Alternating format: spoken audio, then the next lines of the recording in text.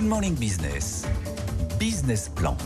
Il y a une pénurie de main-d'œuvre dans l'hôtellerie, dans la restauration et bien sûr dans tous les métiers qui sont concernés par les Jeux Olympiques. Et pourtant, on ne permet pas aux auto-entrepreneurs de travailler correctement. Parfois, c'est même illégal de les utiliser dans certains contrats. Grégoire Leclerc, vous êtes le président de la Fédération nationale des auto-entrepreneurs, la FNAE.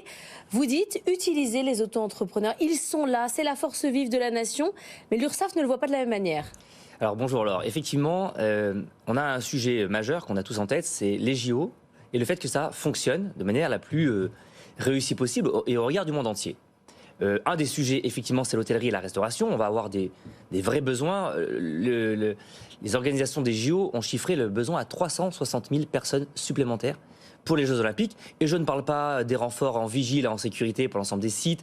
Je ne parle pas des problématiques de transport avec notamment des demandes en VTC qui sont importantes, voire très importantes.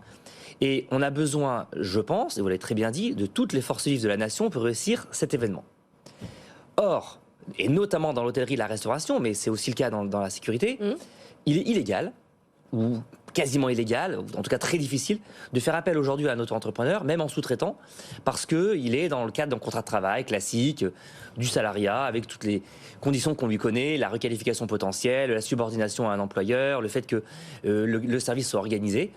Et donc on appelle un moratoire, alors j'en ai déjà parlé avec le directeur général de l'URSSAF, mais on appelle un moratoire sur ce sujet, au moins pendant les Jeux Olympiques, pour dire, bah, écoutez, pendant 2 mois, laissez toutes les forces vives de la nation travailler. Il y a des gens qui savent très bien faire ce métier, dans la restauration, dans le transport, dans la sécurité, dans l'hôtellerie, dans les hôtesses, dans tout un tas de sujets qui sont nécessaires pour que ça fonctionne. Laissez-les travailler. À la limite, proposons des modèles de contrat, proposons des barrières, proposons des règles d'utilisation, mais faisons-les travailler intelligemment pour que ces événements ne soient pas un échec à cause de ça. Il y a déjà plein d'autres raisons. On est le 16 mai, donc changer le droit du travail d'ici les JO, ça va être compliqué. On n'y arrivera pas, je suis bien d'accord avec vous. Le sujet, c'est plus de tolérer ou de mettre en place une forme de doctrine. C'est pour ça que vous discutez avec l'URSSAF, parce qu'en fait, vous demandez à ce que l'URSSAF soit, pas ferme les yeux, mais soit un peu plus compréhensif, parce qu'aujourd'hui, il y a des hôteliers, des restaurateurs qui ont essayé, avec des auto-entrepreneurs, justement, qui font des missions, qui disent « je travaille que le service du midi », qui se réorganisent. Ils se sont fait tamponner par l'URSSAF. Oui, alors il y a effectivement un sujet global d'autoriser, pendant un temps donné, un certain nombre de personnes à travailler dans des services organisés, un peu comme des extras ou un peu comme effectivement des renforts ponctuels, un peu comme des intérimaires, on pourrait dire.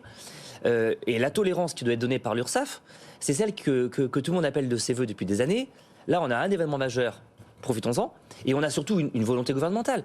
On fait des assises de la simplification. On nous dit qu'il faut simplifier le marché du travail, il faut simplifier les normes, il faut simplifier les règles, ça pourrit la vie des entrepreneurs.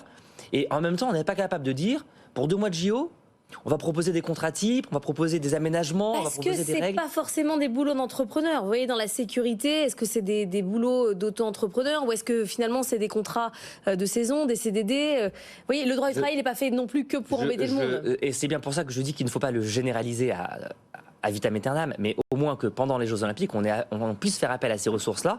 Je suis d'accord, c'est pas un job d'entrepreneur au sens propre, mais c'est une activité, c'est un travail. C'est pas forcément un salarié qui doit réaliser ce type de mission. C'est un travail, et ce travail, effectivement, je pense, peut être réalisé par quelqu'un qui est indépendant, qui n'est pas forcément salarié dans une entreprise de sécurité ou dans un tel restaurant. Qu'est-ce que vous répond l'URSSAF? Ils sont ouverts En fait, je pense qu'aujourd'hui, il y a une forme de momentum un peu global sur essayons de recréer du dynamisme, essayons de recréer de la volonté pour que ces Jeux Olympiques réussissent. Donc, ils sont très à l'écoute, ils ont conscience qu'il y a un sujet, ils ont aussi conscience que, en fait, ça va quand même se passer. C'est-à-dire qu'en fait, à un moment donné, les restaurateurs, les hôteliers et tout un tas de vous dites qu'ils vont se mettre dans l'illégalité, ils vont finir par être comme dans cette situation-là. Et bien sûr, parce que de toute façon, il y a du business, il y a des gens qui vont arriver, il y a des personnes qu'il faut servir, donc ils vont le faire. Donc est-ce qu'il vaut mieux qu'ils le fassent avec des consignes et des doctrines un peu carrées, ou est-ce qu'il vaut mieux qu'ils fassent n'importe quoi? Vous voyez, c'est un peu le sujet quand même. Merci beaucoup Grégoire Leclerc d'être venu nous voir, président de la Fédération nationale des auto-entrepreneurs. Tout de suite,